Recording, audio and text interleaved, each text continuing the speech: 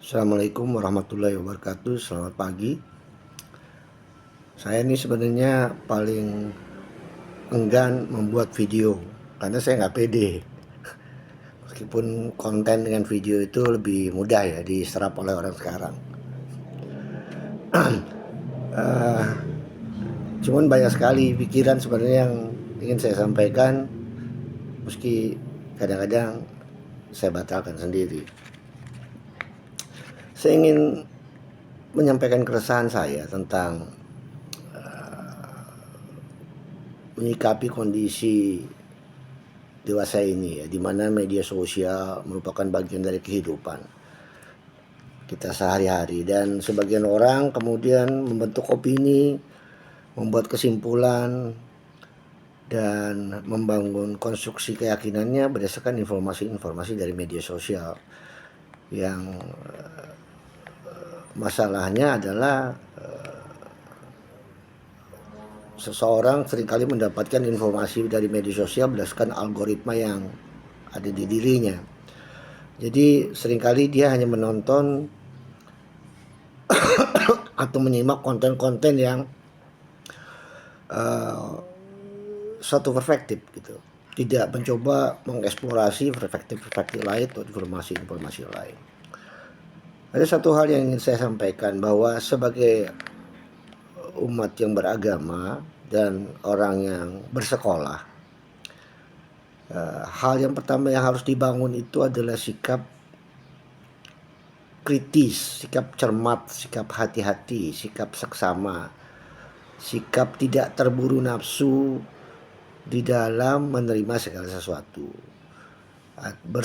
berhusnudon, bersangka baik, bersedia melakukan verifikasi, melakukan check and recheck, melakukan membandingkan beberapa informasi, mengkaji ulang dan mencocokkan dengan sumber-sumber pendapat-pendapat dari ahli yang berkompeten.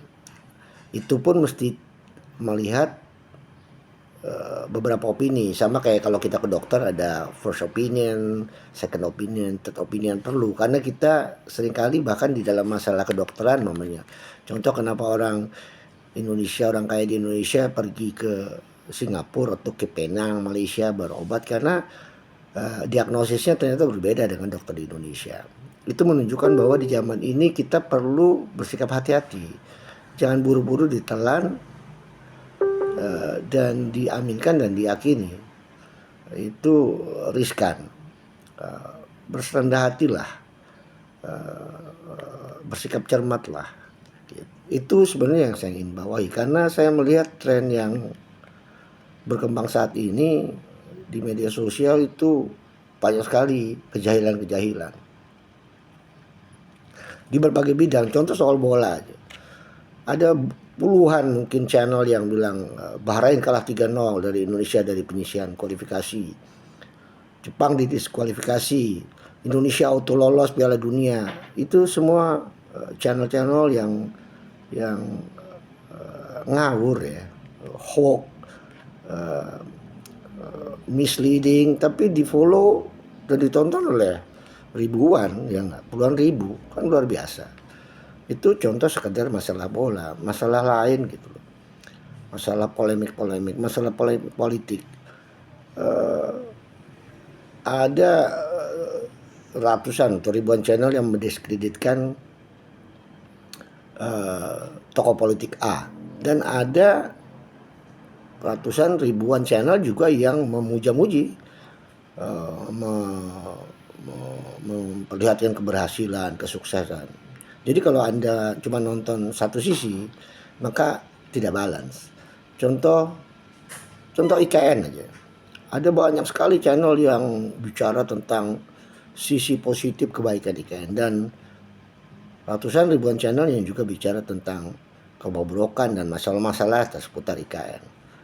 Nah, kalau Anda menyandarkan cuma dari satu perspektif, kacau, karena Anda mengikuti frekuensi kecenderungan atau sakwa-sangka, sehingga kehilangan objektivitas, mendulukan segala sesuatu pada proporsinya. Kalau nggak kemanisan ya keasinan jadinya. Nah, ini kecenderungan seperti ini yang saya resahkan. Sama juga contoh soal polemik nasab. Ada ribuan channel, mungkin ratusan yang saya lihat tentang yang mendukung tesis Kiai Imad, dan ratusan juga ribuan channel yang membantah tesis Kiai Imad. Begitu juga ada banyak sekali channel yang bicara tentang keakuratan metode DNA untuk memprediksi atau mengkaitkan garis leluhur sekian puluh ratus tahun atau sekian abad yang lalu, dan ada yang sekian puluh ratus channel yang membantah dan mengkritisi metode DNA untuk melacak garis keturunan, termasuk tentang mengungkap kelemahan-kelemahan konsepsi haplogroup misalnya. Nah, hal-hal seperti ini kalau kita mau meluaskan wawasan dengan tenang, menyikapi segala sesuatu dengan tidak terburu nafsu, hati-hati, cermat, memeriksa di dua sisi, itu menjadikan kita lebih balance. Sebaliknya kalau kita ngikut cuman satu, yang umumnya ya propaganda, retorika, hoax, fitnah, maka kita akan menjadi ya dungu kalau menurut saya. Hal seperti ini menjadi tren masa depan. Ini belum lagi ancaman-ancaman lain seperti artificial intelligence yang bisa mengecoh kita secara luar biasa. Hari ini kita tidak akan mampu dengan mata kasat mata, dengan mata normal melihat apakah sebuah video itu video asli atau hasil rekayasa.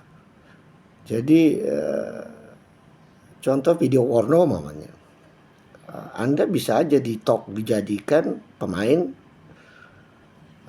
video porno, padahal bukan Anda, dengan kecanggihan AI. Hanya ahli yang bisa mendeteksinya dengan tools khusus. Saya pikir hal seperti itu yang saya ingin ingatkan dan tekankan. Begitu aja dulu. Selamat pagi. Assalamualaikum warahmatullahi wabarakatuh.